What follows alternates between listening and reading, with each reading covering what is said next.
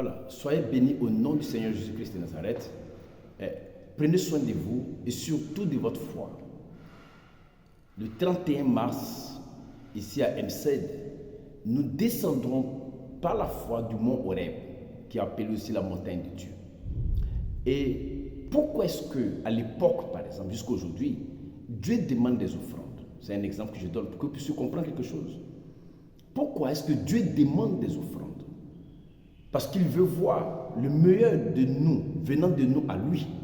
Comprenez? Ce qui signifie, pas seulement en termes d'offrande, lorsque vous donnez, comme le disent les Anglais, le best, le meilleur de vous à Dieu, il n'y a pas comment Dieu ne puisse pas vous donner le meilleur. Je le dis parce que nombreuses sont les personnes qui veulent le meilleur de Dieu. Lorsque nous prions, lorsque les gens prient, disent Seigneur, je veux ceci, je veux des maisons, je veux une belle famille, je veux un mariage, donne-moi un mari qui est bon, une femme qui est bien, etc. Mais qu'est-ce que toi tu donnes de bon à Dieu? Lorsqu'il s'agit de toi à Dieu, qu'est-ce que toi tu fais? Quel est le geste que tu fais? Tu avares, tu es égoïste, tu hésites, tu as le doute, tu as peur? Je ne sais pas. Donc que ce soit en jeûne, combien sont le nombre de personnes qui refusent de jeûner, qui ont peur de jeûner, parce qu'elles vont passer un moment de faim, un petit moment dans la faim, une journée seulement, qui n'est rien.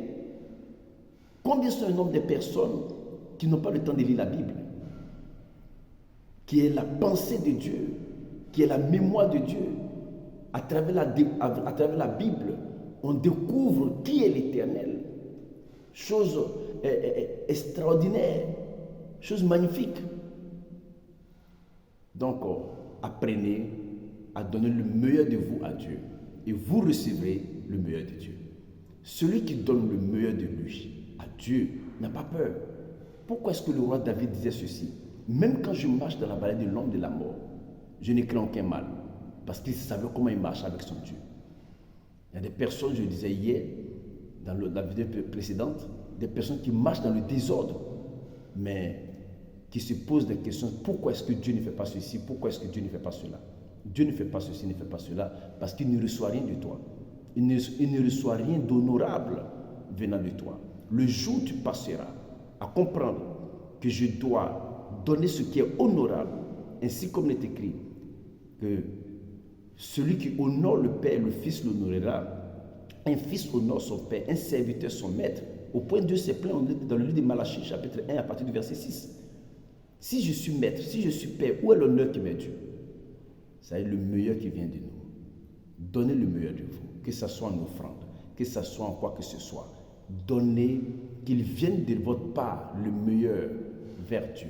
Et je vous assure que vous serez surpris, vous serez extraordinairement surpris de voir le meilleur de Dieu dans votre vie. Je sais de quoi je parle. Que Dieu vous bénisse, qu'il vous garde. Soyez sages, parce que je voudrais vraiment apprendre encore. Je voudrais discuter avec vous, prendre un rendez-vous. C'est aussi un WhatsApp sur le numéro 00225 01 40 44 14 23. Dieu vous bénisse. Excellente journée à vous. Ciao.